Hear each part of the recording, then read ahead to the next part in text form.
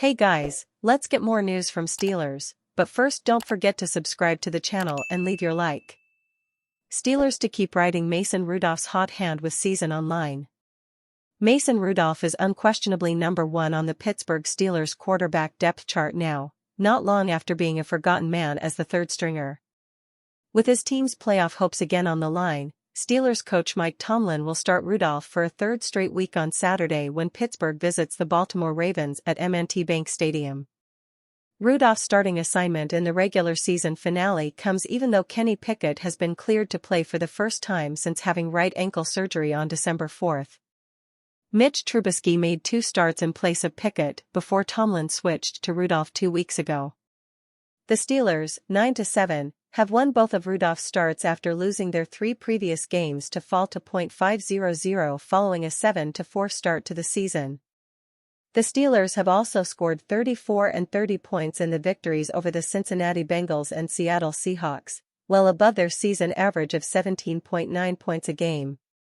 A win won't necessarily get the Steelers into the playoffs, though. They would also need the Buffalo Bills to lose to the Miami Dolphins and the Jacksonville Jaguars to lose to the Tennessee Titans on Sunday. The Steelers could still lose to the Ravens, 13-3, and get to the playoffs, but they would need help from multiple teams. One scenario is clear: Rudolph will lead the Steelers' offense on Sunday, and a healthy Pickett will be the backup. "We're going to leave the ball in Mason Rudolph's hands," Tomlin said during his weekly news conference. "He's done a good job and we've done a good job in the most recent 2 weeks. We've taken care of the ball. He's taken care of the ball. We scored points at a rate in which we hadn't done to this point this year. With the urgency of the moment and because of those reasons, we're going to leave the ball in his hands." The Steelers hadn't scored 30 points in a game all season, and scored at least 20 points just 4 times in 14 games, until Rudolph was installed as the starter. It was a rather bold move by Tomlin considering Rudolph last started a game in 2021, did not play at all in 2022, and did not see his first action this season until December 16 when he saw mop-up duty in place of Trubisky in a loss to the Indianapolis Colts. Rudolph has completed 35 of 51 passes in his 2 starts for 564 yards, with 2 touchdowns and no interceptions. First call: George Pickens upset again about another Pro Bowl snub. Ravens pick up another RB. Pittsburgh Steelers wide receiver George Pickens is unhappy with the Pro Bowl. Again. The Baltimore Ravens are getting a big name in reserve for their offensive backfield. The Penguins don't have much time to recover from their wild Thursday night affair in Boston. Plus, we take a look at the weekend's local college basketball and hockey scenes. All that in Friday's First Call. For the second time in 2 years as a pro, Steelers wide receiver George Pickens is voicing his displeasure about failing to be chosen for the Pro Bowl. In May, the former Georgia Bulldog said he felt snubbed by being left out of the festivities following his rookie season. Now, based on his Instagram story, Pickens is grousing about being left off once again. Pickens posted a mostly black screen and in the bottom left corner wrote "F the Pro Bowl." Then he added another derogatory "not safe for work" comment. This year Pickens is 12th in the NFL in receiving yards, 1,140, but is only 29th in catches, 63. At 18.1 yards per reception, only Brandon Ayuk of the San Francisco 49ers has a better number, 18.3, this season.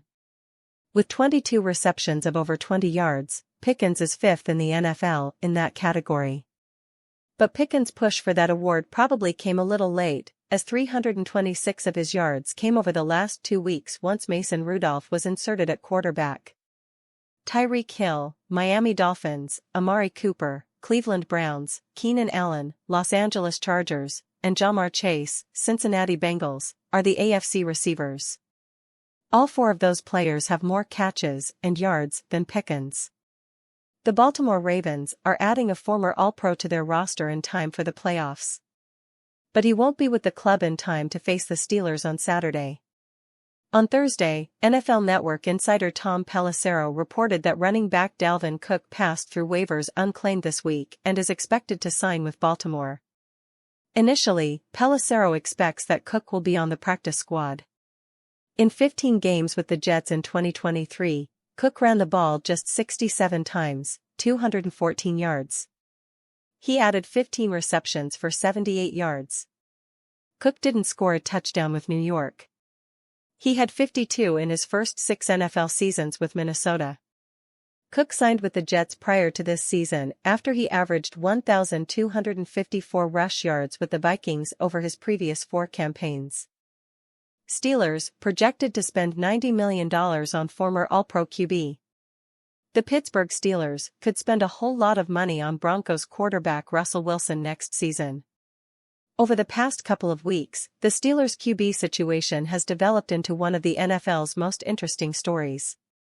After months of disappointing play at the position, Mason Rudolph got a chance to start for the first time since the middle of the 2021 season. He has made the most of the opportunity. He has led the Steelers to 2 consecutive wins, keeping their playoff hopes alive and earning himself the chance to continue to start despite the return of Kenny Pickett. While Rudolph will start for the team in Week 18 and likely into the playoffs if the team makes it there, the position still remains a major question mark for the 2024 season. There has been plenty of speculation recently about the Steelers making a move at the position in the offseason to bring some stability to the offense. CBS Sports' Cody Benjamin not only believes that the Steelers will make a move for a QB, but that they'll throw a lot of money around to do it.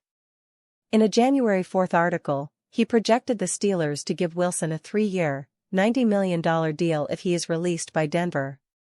When the Broncos traded for Russell Wilson, they did so in the hopes that he would turn them back into a contender after years of brutal quarterback play, and they paid accordingly.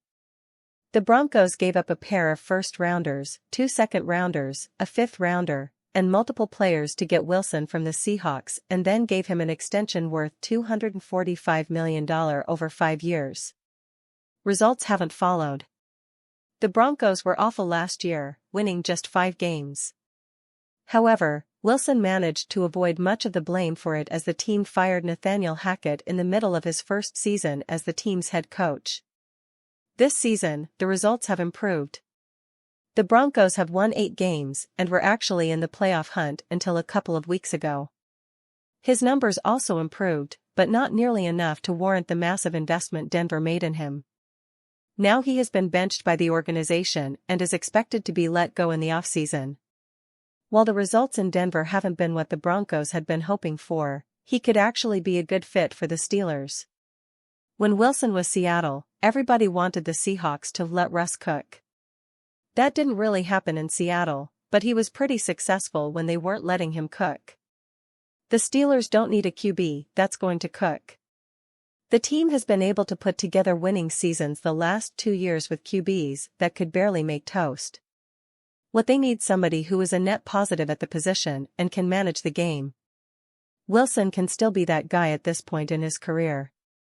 This season, he threw for 3,070 yards and 26 TDs in 15 games, while also completing 66.4% of his passes. Those numbers would be a pretty solid improvement over Pickett, and Wilson has done it with a worse supporting cast.